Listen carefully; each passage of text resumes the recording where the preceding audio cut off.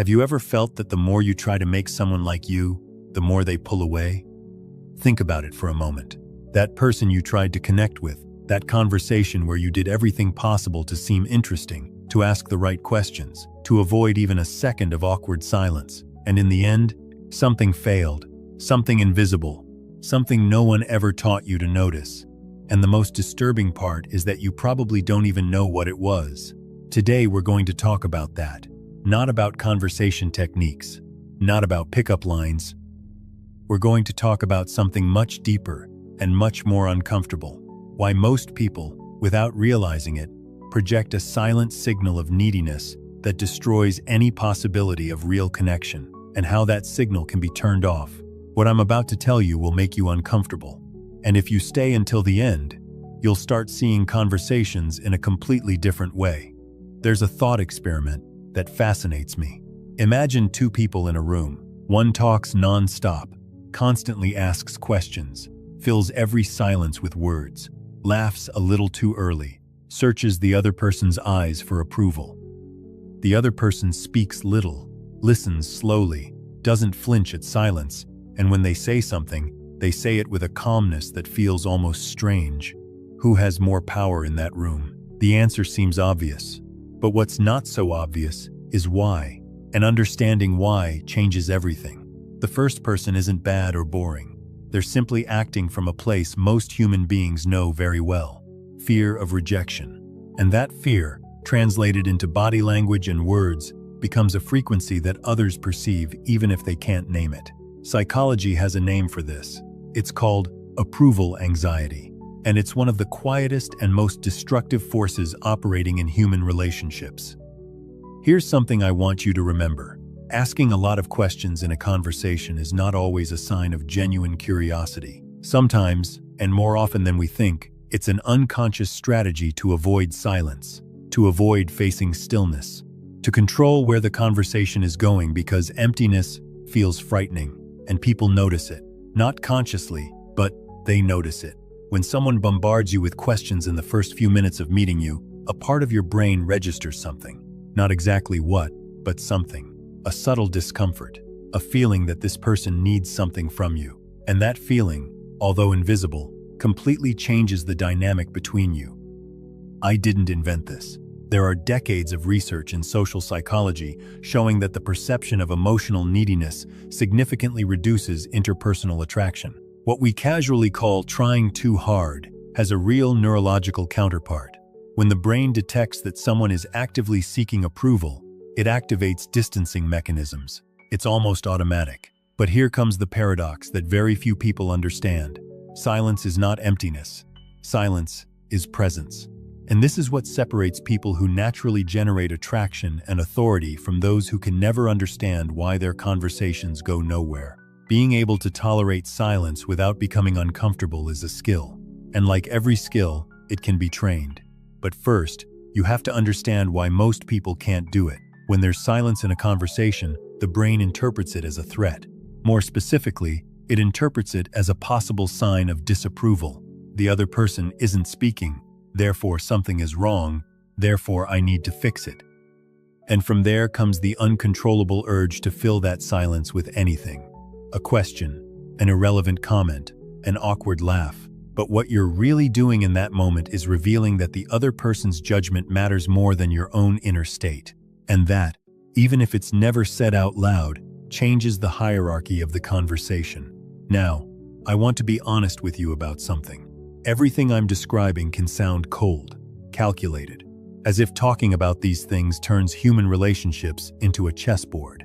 And I understand that interpretation. But there's a fundamental difference between using silence as manipulation and using it as an expression of something genuine. The person who truly doesn't need constant approval from others isn't pretending. They're not applying a technique they learned online. They're simply present, centered within themselves. And that real presence is the most magnetic thing a human being can possess. The problem is that getting there requires inner work. It requires looking directly at something very few people want to face.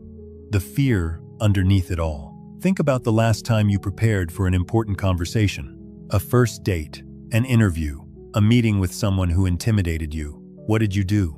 You probably thought about questions you could ask, interesting things you could say, how not to seem boring or nervous. That whole process, which seems logical, actually starts from a premise that fails from the beginning, that you must do something to become interesting enough, that if you don't act, if you don't fill the space, if you don't impress, the other person won't stay. And that premise, once internalized, becomes the source of all the anxiety that ruins conversations. Because when you enter a conversation believing you have to earn the right to be there, you've already lost before you begin.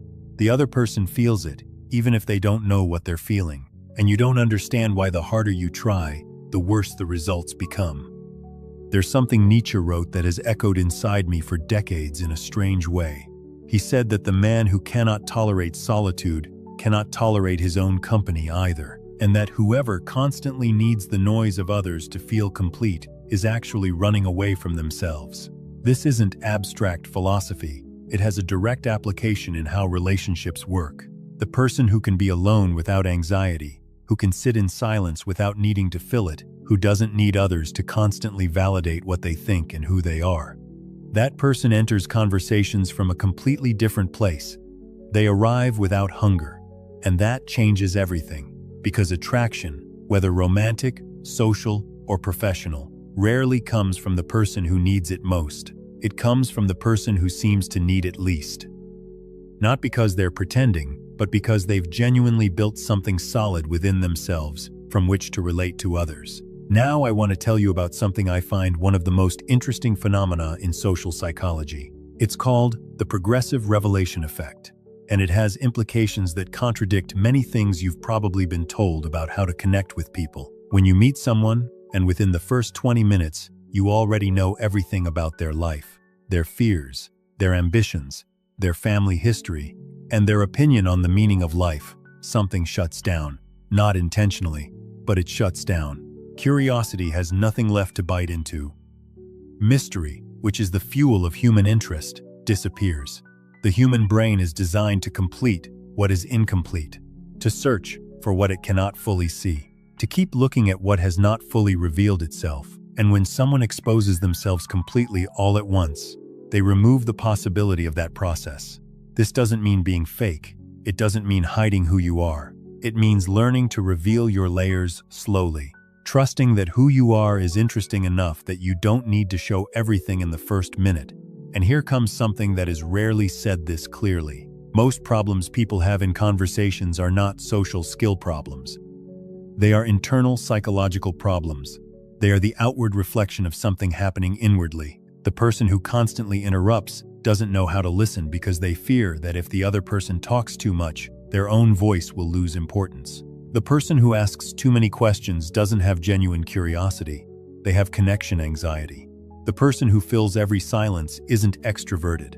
They have an intolerance for uncertainty. And none of these things are fixed with techniques. They are fixed by looking at them, recognizing them, asking where they come from.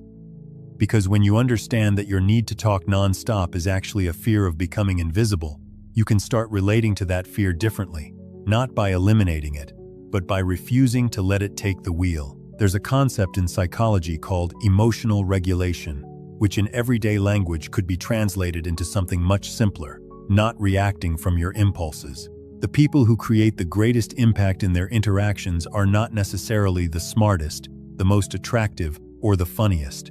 They are the ones who are not easily shaken. The ones who, when something makes them uncomfortable, don't immediately show it. The ones who, when someone says something that could hurt them, don't rush to defend themselves. That ability to hold your own energy without constantly being shaken by the environment has an older name: presence. And when you encounter it in someone, it's almost hypnotic. Think about the people who have impressed you most in your life. Not the loudest or the most talkative. The ones who somehow made time feel different when they were around. The ones who didn't need to make noise for everyone to listen. The ones who, when they spoke, everyone else naturally became quiet. What did those people have? It wasn't a trick. It was that they inhabited their own space in a way very few people know how to do, without apologizing for it, without needing external validation to sustain themselves. Now, if you've made it this far, you're probably thinking about someone, a specific situation, a conversation that went badly, and that now, with all of this, begins to look different. And you may also be wondering, how do I start changing this? The honest answer is that there's no switch. It's not something installed overnight, but there is a starting point, and it's simpler than it seems. Start by observing. The next time you're in a conversation, instead of thinking about what you're going to say while the other person is talking, simply listen, not to respond, to listen. Notice what their tone says beyond the words. Notice the moments when something changes in their expression. Notice when they leave a space you don't know whether to fill. And in that space, instead of rushing to fill it, stay there for a second. Just 1 second. Hold the silence. Look at the other person.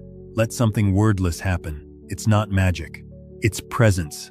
And presence is trained exactly like any other skill, through conscious practice and the willingness to feel the discomfort that comes before improvement. Because here is the final piece of this puzzle, and it's the most important one. True connection between two people does not happen when everything is perfect. It does not happen when both people say the right things and nobody makes mistakes, and the conversation flows flawlessly. True connection happens in imperfect moments. In the silence nobody filled. In the question one person didn't know how to answer. In the honesty that slips through discomfort. And to reach those moments, you have to be comfortable enough with yourself not to run away from them. That is what separates conversations that are forgotten from those remembered for years. Not the words, the willingness to be completely there, without performing, without protecting yourself, without needing to be someone other than who you are. If something you heard today moved something inside you, if there's even one idea that stayed echoing in your mind, I ask you not to ignore it. Those uncomfortable ideas are almost always the ones that have the most work left to do within you. And if you made it this far, you've already done something very few people do. Spend time trying to understand yourself a little better. And that, whether it seems like it or not, is the beginning of everything. If you made it to the end, comment, "I made it," and I'll personally reply to you myself. And if this resonated with you, subscribe to become part of this, and leave a like if you enjoyed it.